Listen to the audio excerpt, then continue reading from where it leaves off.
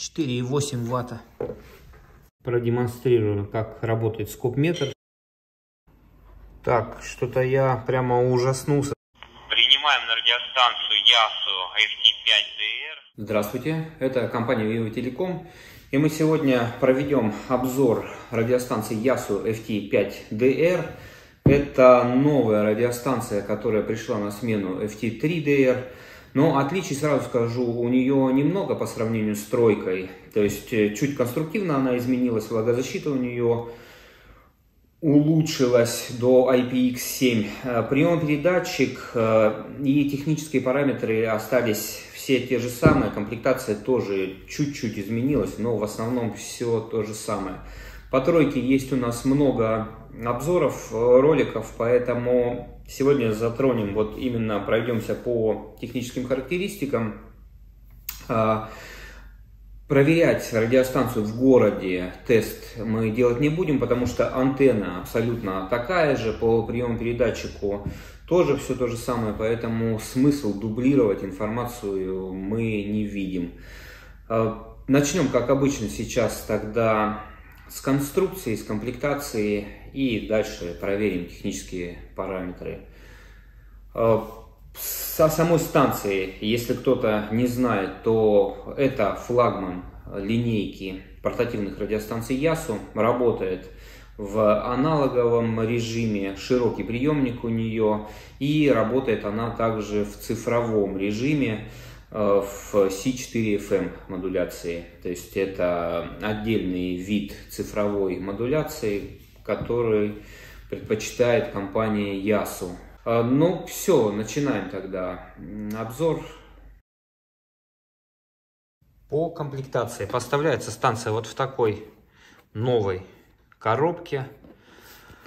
Идет в комплекте сам приемопередатчик, идет аккумуляторная батарея SBR14 Li, такая же точно, как и к тройке. То есть емкость у нее 2200 мАч, выходное напряжение 7,2 вольта, литий-ионного она исполнения или химического состава. Далее идет портативная антенна YH-A72, она называется, забыл. Разъем у нее SMA вилка. То есть она предназначена для всех диапазонов, работает не очень эффективно.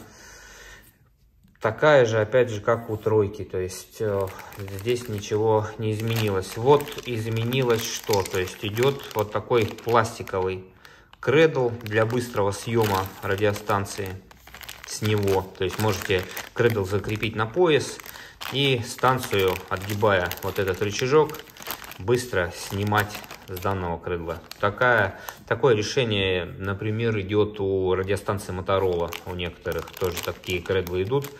Ну, не знаю, насколько это полезно, но вот изменения есть. Далее идет кабель для подключения радиостанции к компьютеру со своим разъемом, вот таким вот нестандартным USB. Это для подключения к станции разъем. Далее идет сетевой адаптер SAT25. Выходное напряжение у него 10,5 вольт, потребляемый ток до 1 ампера. Ну, естественно, идет инструкция и идет отдельно клипса на пояс, если не хотите на кредл устанавливать, либо кредл с данной клипсой можно поставить. Да. Ну, вот такая комплектация. По конструктиву радиостанция примерно осталась в таком же исполнении, то есть усеченная клавиатура и сенсорный экран. Основное управление осуществляется с сенсорного экрана. Сверху у нас антенный разъем SMA розетка, осевой регулятор переключения частот и регулятор громкости, он же GPS антенна встроенная сверху. Справа, да, если смотреть на лицевую часть, у нас разъемы подключения гарнитуры. Ну, тоже разъемы все остались те же самые, что и у тройки. Обратите внимание, как разъемчик этот заглушен резинкой. Станция стала соответствовать стандарту IPX7, но вот по поводу этих резинок я немного сомневаюсь, что она выдержит погружение на 1 метр. Мы это проверять не будем, так как станция довольно дорогая и нам она на складе не нужна утопленная, поэтому проверять это не будем. Я вот говорю, что есть сомнения по вот этой резинке. IP54 или IP55, да, она точно выдержит, но вот 7 я не уверен.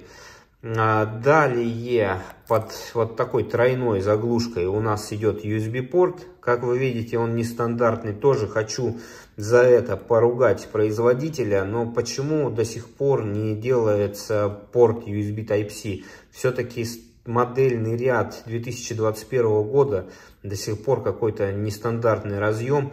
Могли бы сделать его и для зарядки, и для подключения к компьютеру универсальный.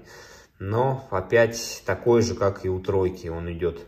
Далее ниже идет слот для установки SD карты, microSD для записи переговоров, ну и для сохранения каналов, например, там GPS координат и так далее. То есть слот карты памяти. Ниже идет разъем для подключения внешнего питания. Вот он здесь подписан. Далее, теперь слева у нас идет вот такая красная кнопка передачи, кнопка мониторинга, кнопка регулировки шумоподавления, кнопка блокировки и кнопка включения питания. По аккумулятору также он устанавливается на тело станции. Единственное, еще тоже недостаток, но это и у тройки было, без стакана зарядное устройство для быстрой зарядки. Стандартный аккумулятор через питающий вот этот порт заряжается 8,5 часов, что, конечно, очень много. То есть до сих пор на дворе 2021 год телефоны заряжаются уже за полчаса буквально с такой же емкостью батареи, да, даже больше, там, в 2-3 раза. Здесь же станция заряжается целых 8 с лишним часов, что многовато, и если вы, допустим, в рабочее время ее заряжаете, то это весь рабочий день нужно потратить. Ладно, на ночь поставить, но вот так, если она у вас неожиданно разрядилась, то это будет очень долго. Так, по поводу конструктива, еще вот обратите внимание, теперь есть такие резиновые углы для защиты корпуса при падениях. И теперь отдельно 2 индикатора светодиодных на каждый приемник. У станции 2 независимых приемника, теперь индикаторы разделили. Раньше он был единым. Ну все, сейчас я тогда станцию включу, вам покажу управление. Переходим к управлению. Смотрите, я сейчас включу кнопку питания. Смотрите, насколько быстро станция загружается. Нажимаю. Все, станция загружена, то есть загрузка происходит достаточно быстро. Экран, как видите, у нее сенсорный, то есть вы можете управлять прямо нажимая на дисплей, либо некоторые функции перенесены на кнопки. То есть вот, например, смена бенда, да, вы можете его менять кнопками. Далее меню давайте я вам продемонстрирую.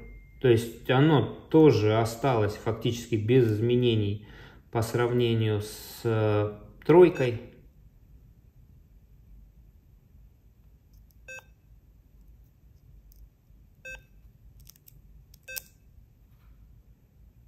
Давайте я вам продемонстрирую, как работает скоп-метр у данной станции. Скоп-метр тоже на 39 каналов, как и у тройки, насколько я помню, он был. Поэтому здесь ничего нового нет. Так, ну по меню, в принципе, все понятно, думаю я, да. Поэтому смысл на нем останавливаться долго не будем. В обзоре на тройку все это есть, поэтому дублировать информацию не будем. Я под этим видео тогда вам ссылку на обзор тройки, ну или ссылку на сайт, где все видео привязаны, я вам дам. Я вам еще не продемонстрировал меню опций Попасть туда можно по длительному нажатию на кнопку F. Вот оно, меню. Из 12 секций состоит. Допустим, давайте я зайду в конфиг тогда. Вам продемонстрирую, что здесь у нас есть. Давайте я на самый верх уйду тогда. И покажу. Но, в принципе, я думаю, с стройкой все похоже, конечно. Но на всякий случай пройдемся по меню.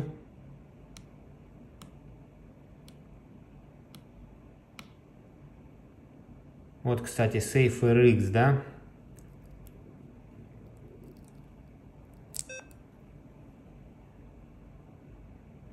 Один к одному. 0,05 секунды по умолчанию. Так и оставим тогда. Ну вот, шаг сетки. Авто 100 кГц максимальный. Минимальный 5. И есть 6,25.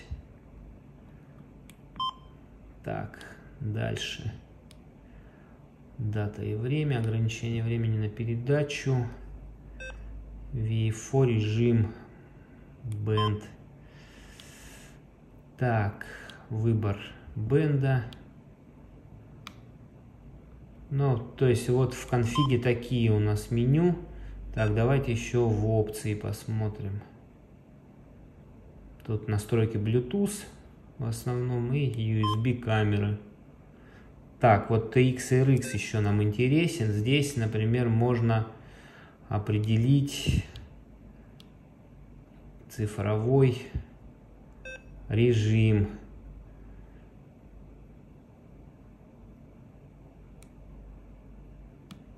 Тоже вот эти настройки. Так, а где у нас...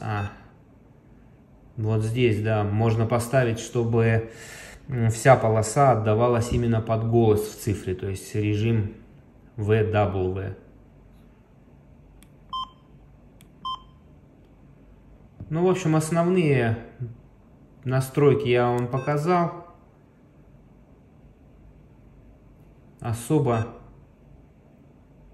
Так, не туда нажал, хотел на Language нажать. Так... Японский и английский ставится язык. Никаких других языков нет. Ну, в общем, вот это основные настройки.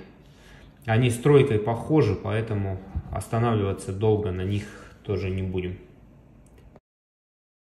Так, проверяем выходную мощность. Аккумулятор у станции заряжен. Мощность полная. На 145 МГц сначала смотрим. Вся шкала у нас 10 Вт.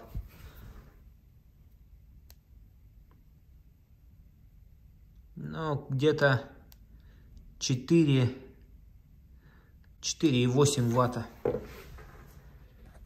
Теперь 434 МГц. Также смотрим. Здесь чуть пониже 4 Вт. 3,8 примерно. Так, в цифре тоже, в принципе, приборчик замеряет. Давайте посмотрим тогда, сколько он в цифре излучает. Так, нажимаю на передачу. Такая же мощность в цифровом режиме. Так, начнем с потребления радиостанции. Подаем сейчас с источника питания 7,2 вольта, номинальное напряжение. Станция сейчас выключена. Как вы видите, потребление у нее 0,43 миллиампера в выключенном состоянии. Поэтому, если будете надолго оставлять станцию без работы, то лучше аккумулятор снимайте, потому что саморазряд у него будет. Ну, в смысле, станция потребляет в выключенном режиме все равно. Так, смотрим теперь. Я включаю питание. Так, 210, да, был скачок миллиампер при включении. Соответственно, сейчас вот еще дисплей включен. Потребляет станция ну, приемник включается, соответственно, ну, 200, от 140 до 210 миллиампер. Так, вот подсветка выключилась.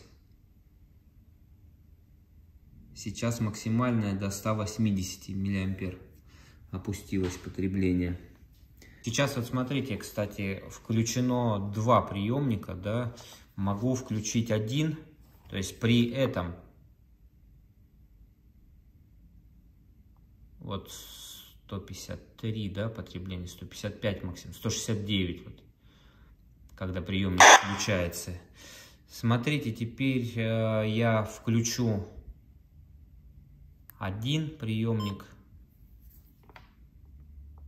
Потребление.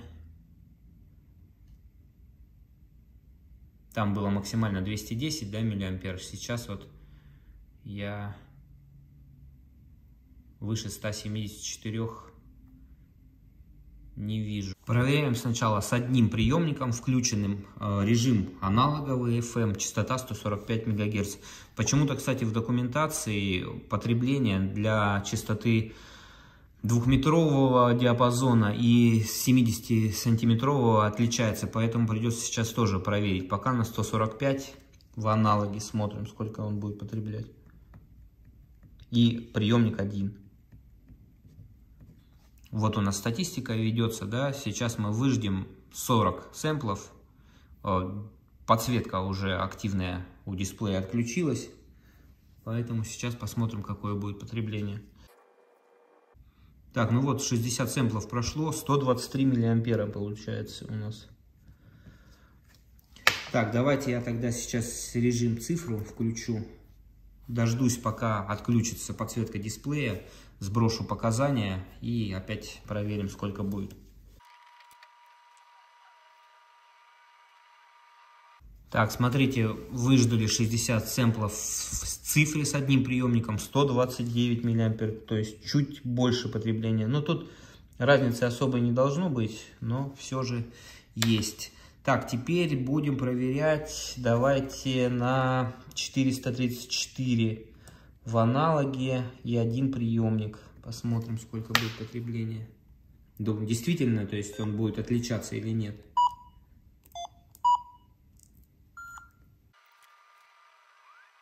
Так, сбросил показания, отсчитываем сэмплы. Так, прошло 60 сэмплов, 434 МГц частота, один приемник включен, аналоговый режим. Получаем мы 128 миллиампер. Ну, то есть, действительно, чуть больше, но не критично. На 5 миллиампер всего лишь потребление выше в 434 МГц. Так, ну и теперь включим тогда два приемника.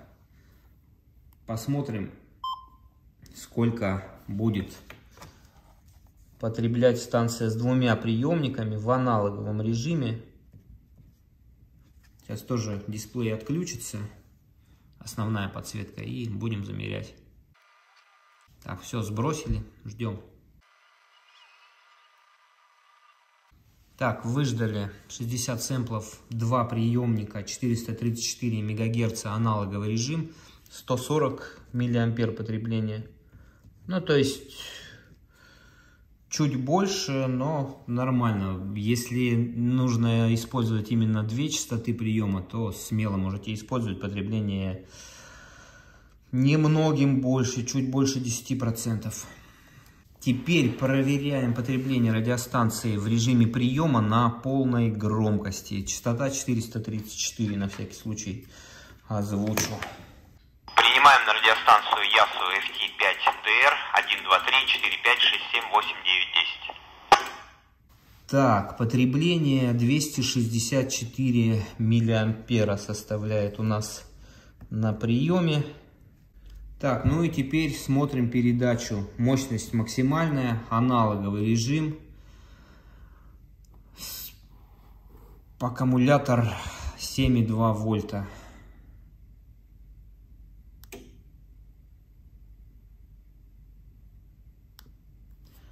Ну, как видите, 1 ампер ровно. То есть 1000 миллиампер потребления в аналоге. Так, давайте я вам еще тогда в цифре сейчас проверим.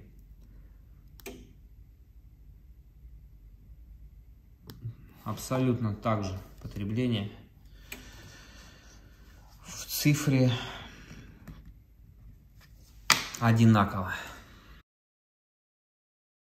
Давайте вычислим время работы радиостанции в цикле 5-5-90. 5% режим приема, 5% режим передачи и 90% режим ожидания.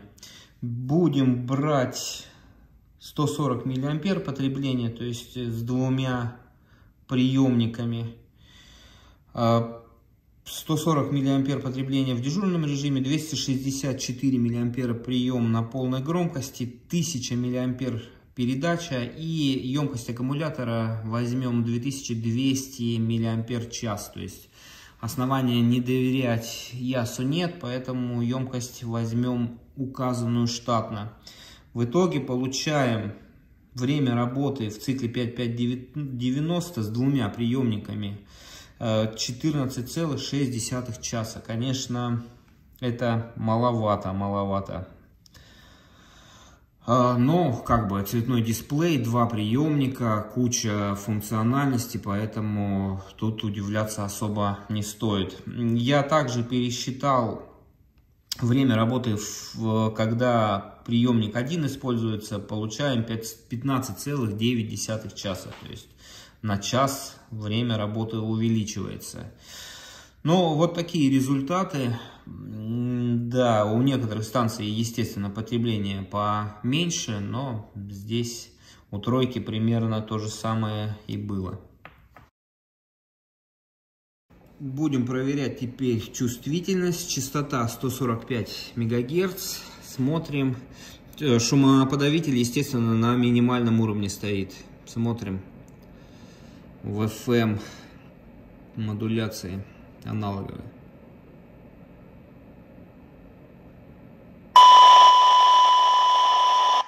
Минус 124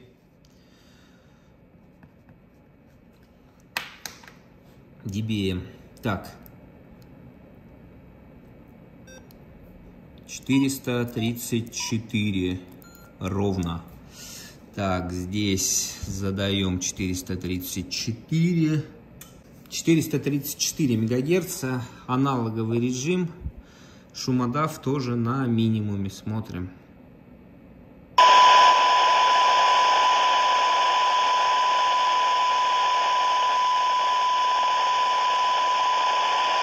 Ну, тут даже повыше чувствительность, минус 126 dBm. Так, давайте тогда проверим еще на CB-диапазоне чувствительность 27-135 МГц, амплитудная модуляция. Уменьшаем амплитуду, смотрим.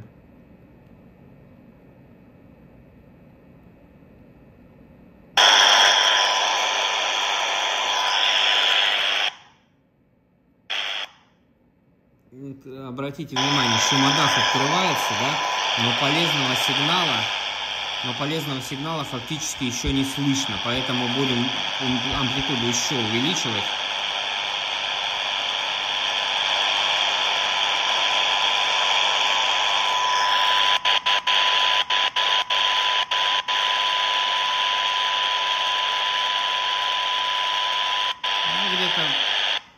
Где-то минус 108 dBm уже становится слышен сигнал полезный, поэтому минус 108 dBm.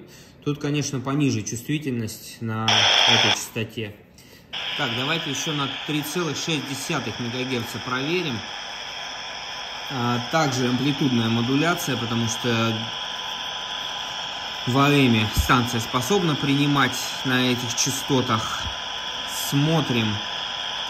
Тогда шумодав тоже открылся уже, но сигнал полезный еще не слышен фактически.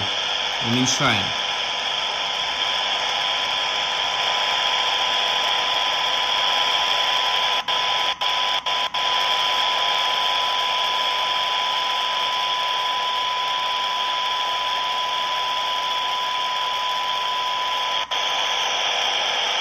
Минус 111 dBm на 3,6.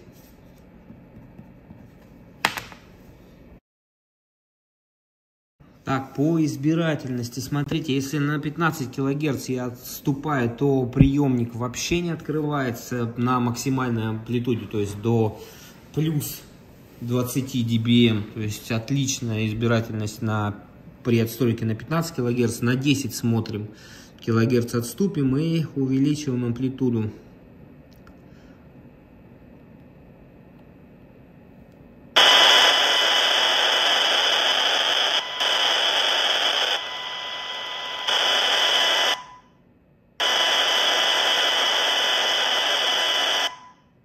Так, вот при отстройке на 10 кГц на минус 102, то есть 22 единицы получается на 10 кГц.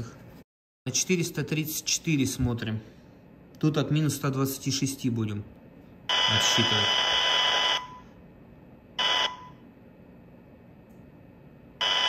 Так, ну вот на минус 103 открывается, то есть тоже 23 единицы получается на 10 килогерцах отступления.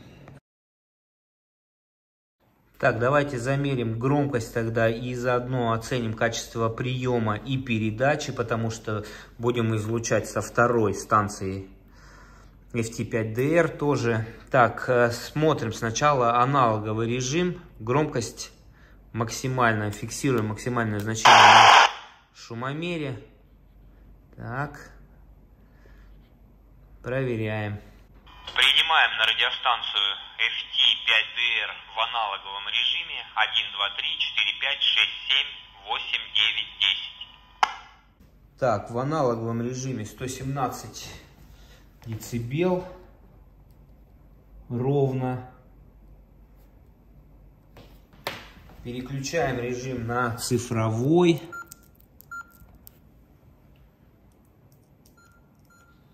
Ну и давайте то же самое замерим. Принимаем на радиостанцию ЯСУ FT5DR в цифровом режиме 1, 2, 3, 4, 5, 6, 7, 8, 9, 10. Раз, два, три, 4, 5, 6, 7, 8, 9, 10. Так, в цифровом режиме громкость динамика гораздо больше, 124,5 децибела. Принимаем на радиостанцию ЯСУ FT5DR в режиме VW. 1, 2, 3, 4, 5, 6, 7, 8, 9, 10. Так, что-то я прямо ужаснулся. Смотрите, это график КСВ штатной антенны в диапазоне 135-170 МГц, да? Вот минимальное значение 8,6 КСВ равно и 150 Ом сопротивления. Ну, то есть такая штатная антенна даже опасна для передатчика, я вам скажу. Очень плохо. То есть однозначно штатная антенна под замену, по крайней мере в этом диапазоне. Сейчас еще в верхнем проверим.